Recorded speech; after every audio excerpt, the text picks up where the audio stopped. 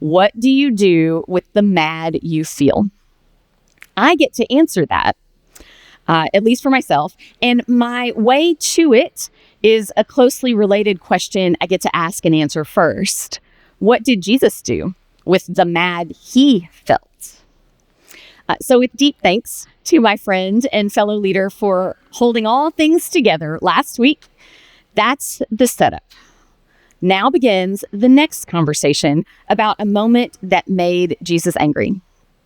Truly angry, because anger is allowed and lament is holy.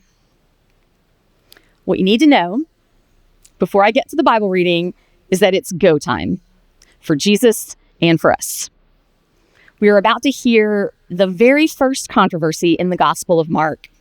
The first time a group of powerful, pedigreed leaders line up against Jesus and begin to plot against him. What happens on this one Sabbath day in question points toward and then factors directly into Jesus's death. And I suspect he knows it. At least, I suspect Jesus knows there will be consequences for what he does and what he says about what he's doing. But because Jesus is acting from the deepest, purest place, he is all in for whatever comes next. Lent is, in my way of thinking, an exploration of the path Jesus put himself on.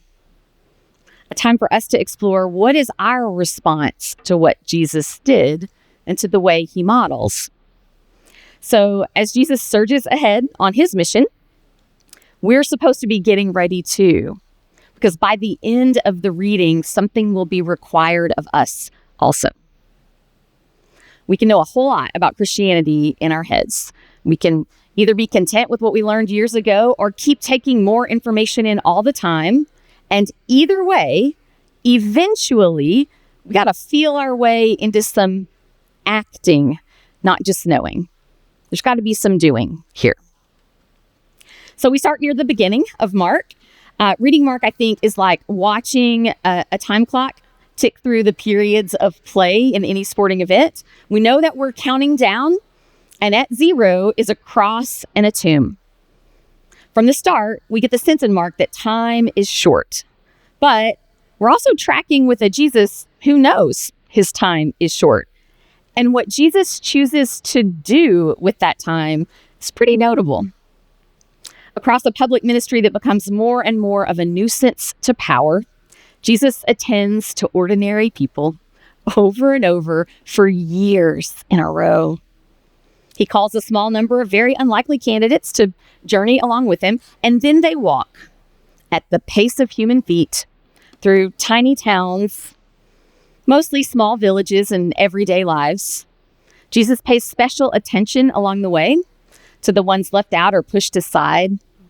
He makes connections with them. He restores their health and their community. Jesus eats well, masters wordplay, shows wit and joy, and also Jesus laments.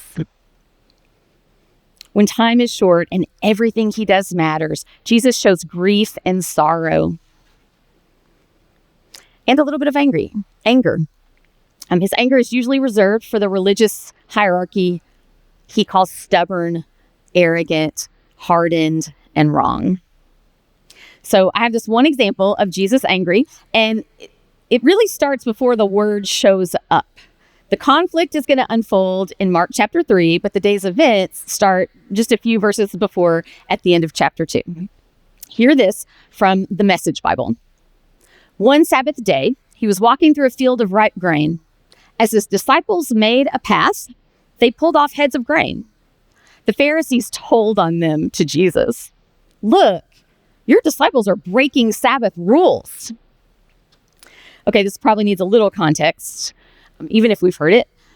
The disciples were grabbing some ready food and just opening up a snack as they walked along.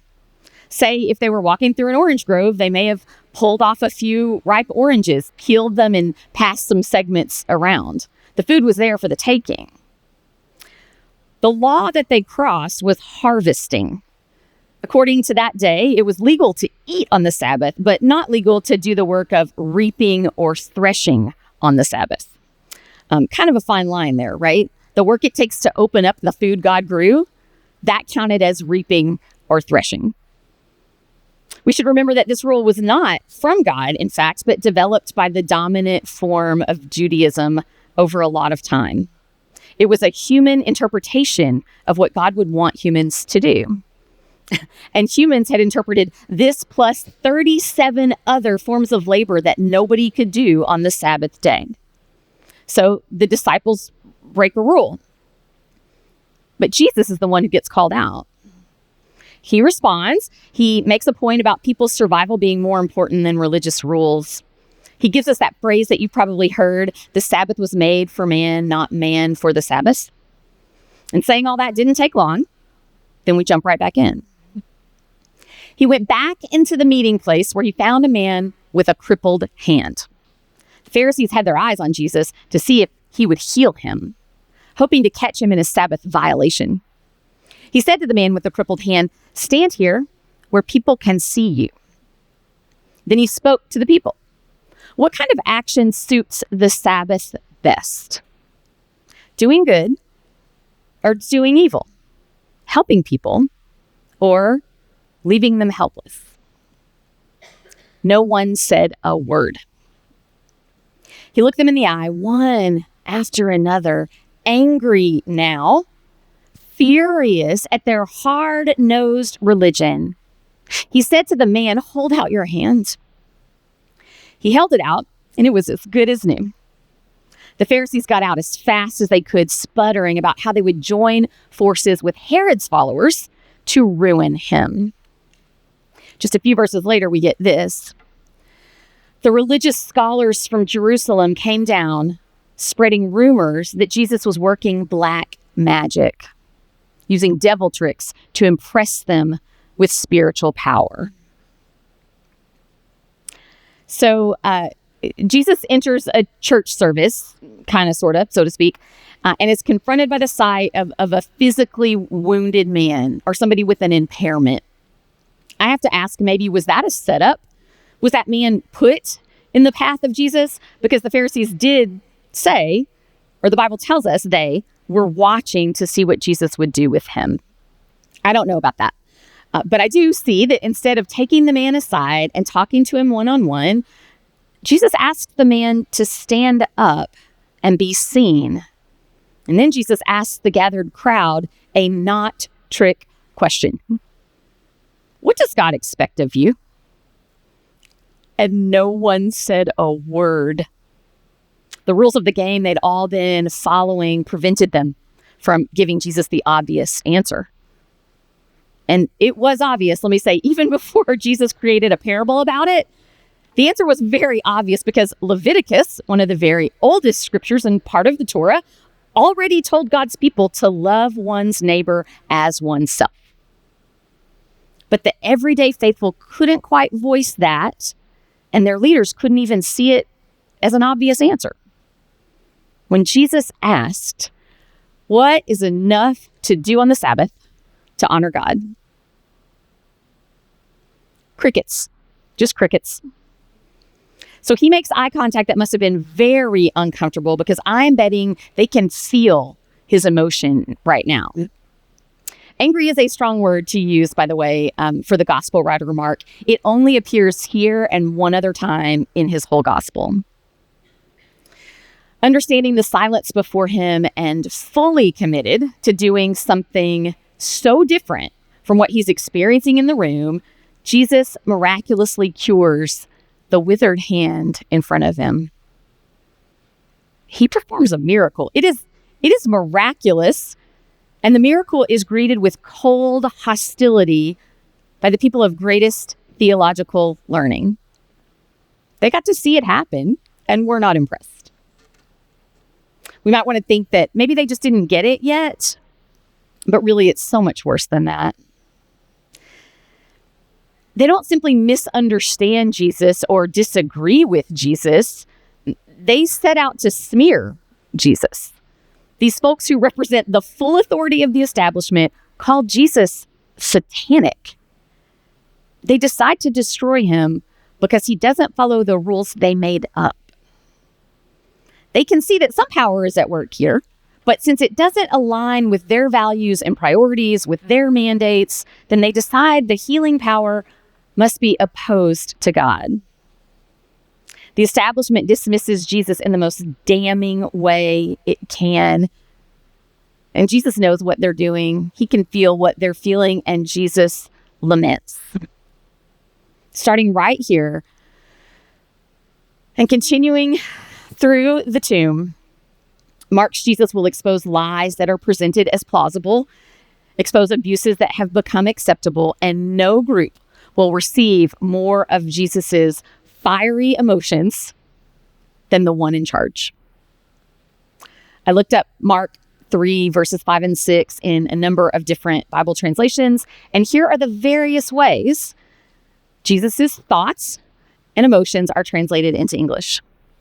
Jesus felt angry at them, grieved for them, sorry about them, saddened by them, furious at them. Because of their hardened hearts, their stubbornness, their wrongness, and their arrogance. Jesus laments over religious leaders who dismiss the possibility that God would restore just because the timing of the restoration didn't fit their model. All around them, even right then, Jesus's world change was already in motion. It was available to be perceived. Other miracles had already happened at this point. People were being set free from their demons. People are now experiencing physical wholeness and more abundant life. People who've been cast aside are being restored into community, given their place back and treated with dignity again. And the scribes write all that off arrogantly as false and dangerous. They call it names and they brand it as evil, and that makes Jesus grieve. When religion gets in the way of righteousness, when people hold up, or the people who are meant to hold up God's name dismiss God's work, that's not okay. That's not okay with our Christ. Jesus wasn't mad because he needed credit. He didn't need them to be impressed with his miracle. He needed them to care about their brother. Pardon my bluntness here. Kids in the room, just no need to repeat any of this at school or at home. But I believe the thing that most deeply pisses Jesus off is when God's own people withhold goodness from other people. When God's own people withhold repair or restoration or healing from any real human being just to make a point, I think that makes Jesus mad. Real good in the world will instead restore and heal at any opportunity. Real good will not withhold help. Not 2,000 years ago and not today. Not ever. That's really the best good news I hear in this story. That real good restores and heals. I hear that and the truth that God's idea of enough is better than our idea of enough. What is enough for God will always be abundance for humankind. God's enough is a great, great hope for us. Jesus asks out loud, what kind of action suits the Sabbath? Is it helping people or leaving them helpless? What is enough? And Jesus knows the answer. When he asks the question, Jesus is already standing in the center of his nature and his calling, 10 toes down in the dirt. He's not moving from this position. And he's probably calling out every one of us to be really honest. Because every one of us, all of us at some time, are the Pharisees in this one. At some point or another, we all do nothing because we find that fits better into the lives we've built. Or we follow rules we really hold as holy, only to later discover that those weren't of God, but made of man. Sometimes we don't answer Jesus's questions because we can't see them as obvious anymore. We all forget what action suits, what is enough for God's loving intent. We all miss the mark sometimes, but nothing says that we have to stay forgetful. I said at the beginning of this message that it's go time, and that really is how I've come to think about this particular Lent right now in 2026. It's a time to put into play what's already been planted in our souls. It doesn't matter so much what good you do, but that you do some. That you examine the world around you and find a part to play in it. That you start to feel in your heart what grieves Christ, and then ask, what can I do about it? I also think that this particular Lent is time to give voice to our own grief too. We've got time for that. Do you feel discouraged at the state of our world? Do you see the people on the ends of the big spectrum of opinion and belief vilifying everyone at every other point but theirs? And does it hurt? Can we name the hurt? Are you, like Jesus, angry about some things? Do you lament where we are and how much social damage has already been done as we continue to pull apart from our neighbors? If so, I have this thought about what you should do with the thing that you feel. I think you should heal a hand. At least I think you should try, because that's what Jesus did. In the middle of some very big feelings, awfully mad, Jesus did not break the fingers of the Pharisees or call down a thunderstorm on their heads. There was no lightning and there was no death. He was angry, and then he did the next right thing right in front of him, and it brought life, not death. It brought greater life to someone who would have otherwise been left helpless. Jesus felt deeply, and then he acted compassionately, and that's our charge too.